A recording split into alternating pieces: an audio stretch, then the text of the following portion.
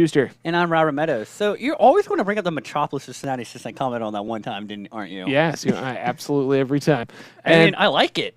For our round 4, we've got Connor Sloan on his trusty mono green Tron and M. Wilkens playing GDS. Yep. These two have faced off a couple times that I've seen actually at IQs. So really, yeah. I've been grinding a lot. I have not been grinding IQs lately. I remember less. Wait, 60% of the time, 100% of the time. What am I going? Oh yeah. Oh, you're talking about the Metropolis. But yeah, Andrew's wife by chance here is the three of us have gone to IQs together, so it's been fun, and Em was actually a big company player for a while, doing the company combo, but has switched over to GTS because, in her own words, I wanted to play something, good.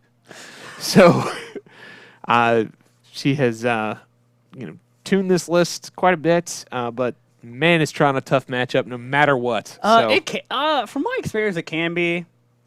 Yeah, so Connor Sloan is our resident Tron player, and all that jazz.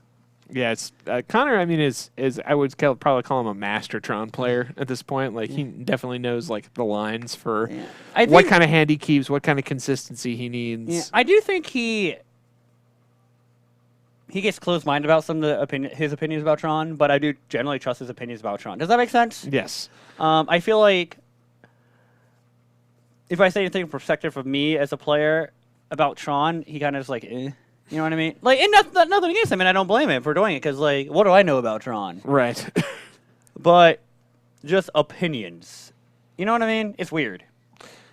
And for Connor here, I guess, like, the card he's most afraid of up front is a Thoughtseize, right? Like, something that takes apart his ability to connect into Tron is what he's most concerned with, and that's obviously...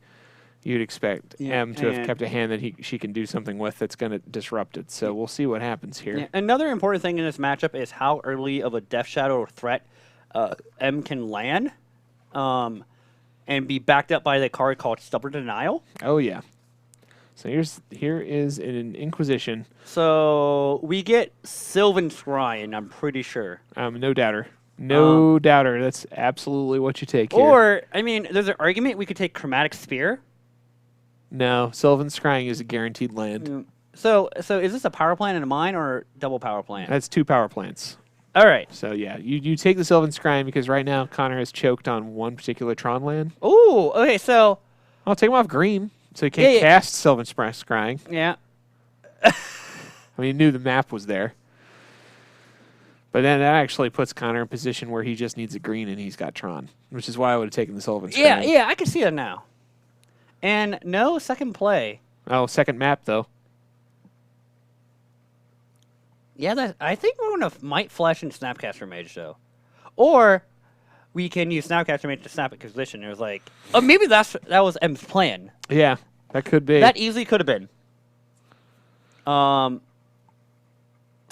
Sadly, won't be able to snap Inquisition Death Shadow this turn, which is where I really think you want to be.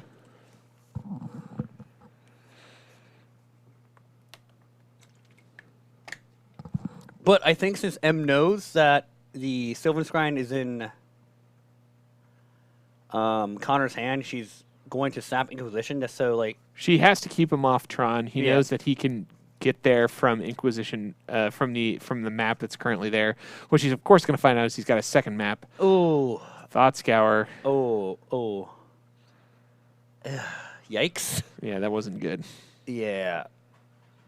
Oh, okay. She's just trying to turn the threat out because she sees that Connor's a turn behind no matter what. And, but wait, couldn't M gone to 10 and cast Death Shadow? Wait, no, she can't. She actually can't because the Water Grave's in her hand, and most Death Shadow lists only play 1 Blood Crypt now.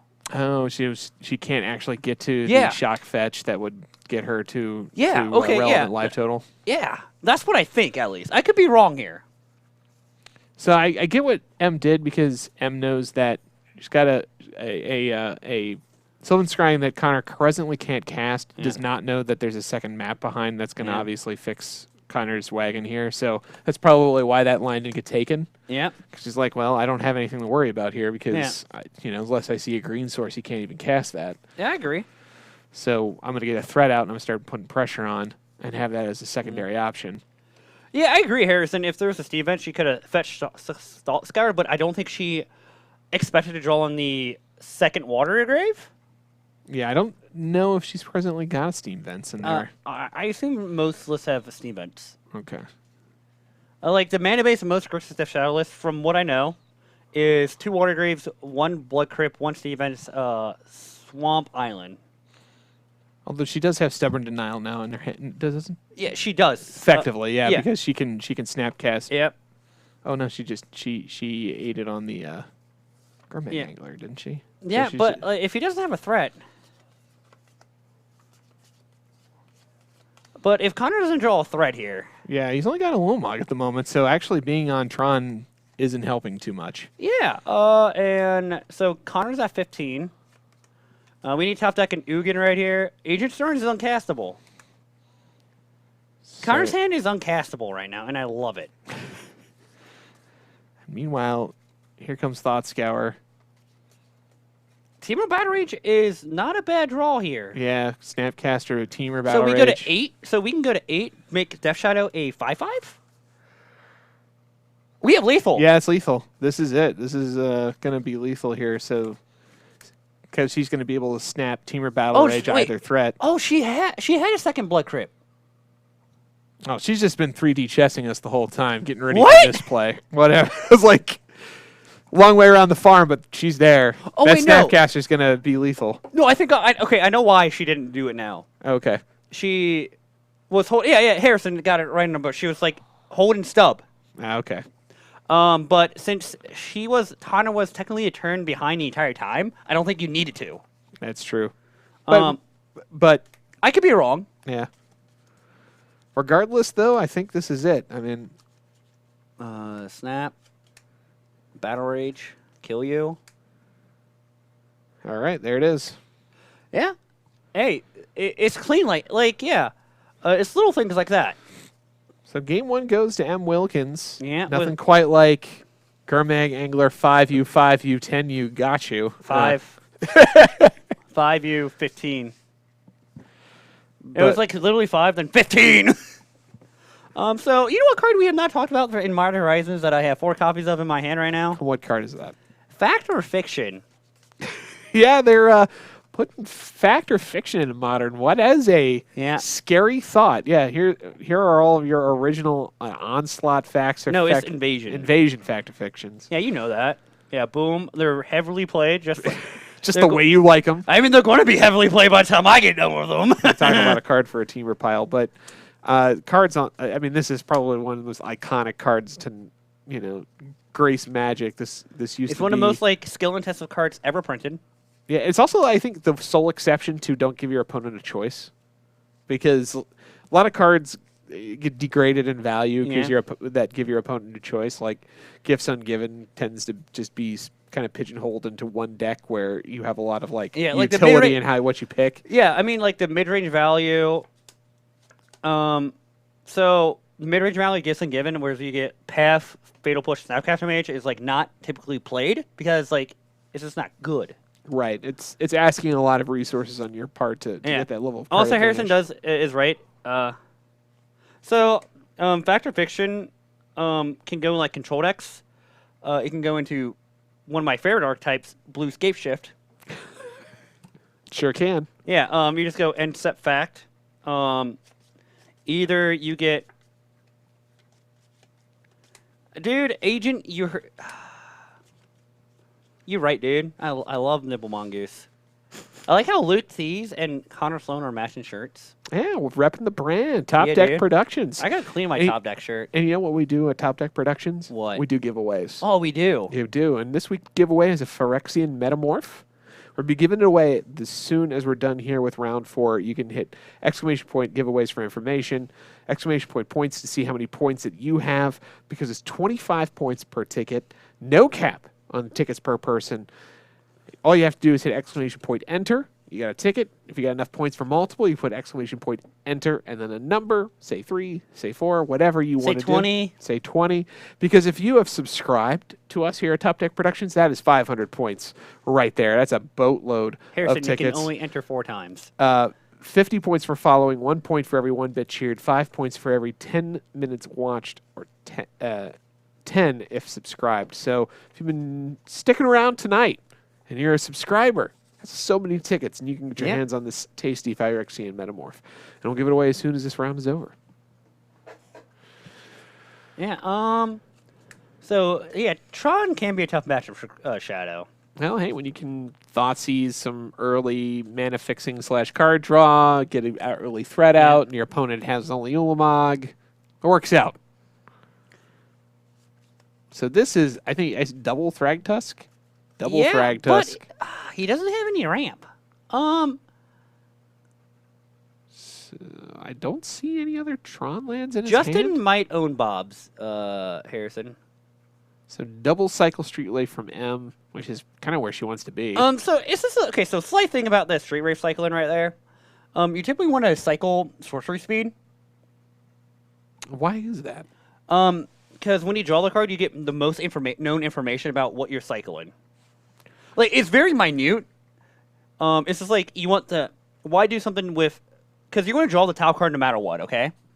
So Thoughtseize here reveals a very interesting keep on Connor's part. It's a Ghost Quarter Forest, Power Plant, 2 Thragtusk, and if we have surgical, maybe that's a Worm Coil Engine. Maybe surgical. If M brought in surgical, I don't like she could have or could have not. We take Thragtusk just to get a card out of his hand. Oh sure.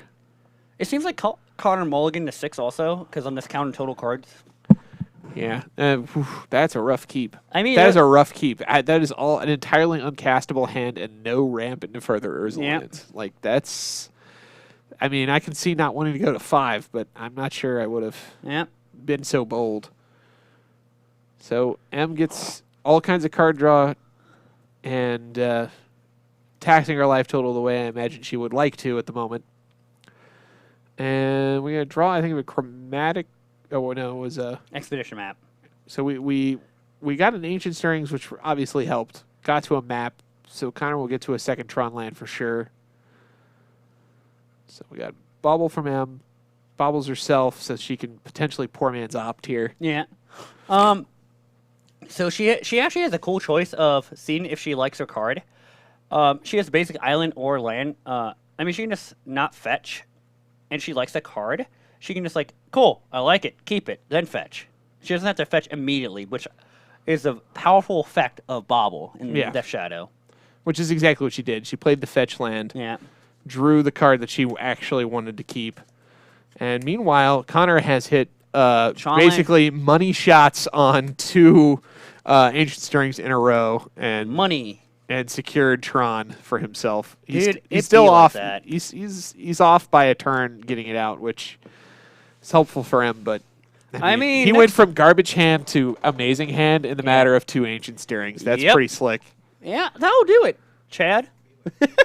That'll do, Chad. You're Chad now, Joseph. I'm Chad? Okay. Yeah. I don't know about that. Bold move, Cotton. See how it works out for you. Yeah. Love that movie. Yeah. What movie is that from? It's from Dodgeball. Oh, yeah. I should watch that tonight. Hey, if you can dodge a wrench, you can dodge a ball. All right. Wait, do we have lethal here? So Connor's at 20. Mm-hmm. M is got... I don't think M has lethal. She's close. Very close. She has Dismember in hand. And Battle Rage. Wait, so go to 6? That's 7? Oh, that's not lethal. There's no other target for Dismember, though. No, there isn't.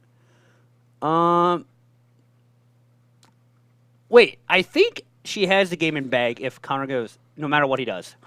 Going to attack with the Death Shadow. Yeah, make it 7, go to 30. So here's what's going to happen. You're going to play Thragtusk, gain 5, right? Correct. 18. Then M's going to Dismember. So M's going to swing. He's going to go to blocks. Block. Then M's going to Dismember the blocker. Then TBR. Well, okay, so This is what I don't understand from the line. So does she have 2 dismembers? No, she has 1. So, It doesn't matter if it's Worm Coil either, because the trample damage will kill it. So I'm just trying to so she's going to play Gurmag Angler too here, so that's probably pretty good. But Does Connor have Ugin in hand? If so, this line. well, he wouldn't be able to cast it anyway. Yeah, he would. No, he'd only have. He has 8 mana. Oh yeah, you'd have 8. You're right. I don't know if Connor has Ugin this turn. If he does, he does.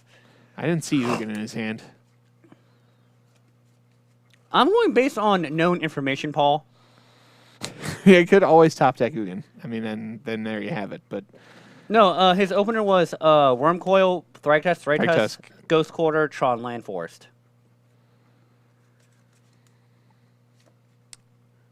So, Oh yeah, he's dead. yeah. He's dead. Yeah, no, especially now he's got a Gurmag Angler. She's got a Gurmag Angler as well, so. Yeah, so dismember you, kill you. Yeah. Yep. Yeah, this is over. You can tell M's excited about this. It's like, wait, I want to kill him. He's totally dead. Yeah. Like, Yeehaw. Blast Zone, what a good card to be pulling out right now. Yeah, I'm just going to go Oh, ahead. no. That's the wrong way. I mean, it doesn't matter. Whether that she had to pay to go to 2. I mean, she couldn't pay. I mean, she was at 6, right? I that's what it said on the screen. I'm not quite sure. The life total has changed so quickly. Right now, it's got her at 2. So If M was at 6, I mean, it doesn't matter. oh, she's got fetch land, so it didn't matter anyway. Like- Her life total could be whatever she wanted it to be. Like it doesn't matter. 12, 24. Yeah, I mean, that Shadow's lethal by itself. But the technically correct play is just like dismember then trample over TBR.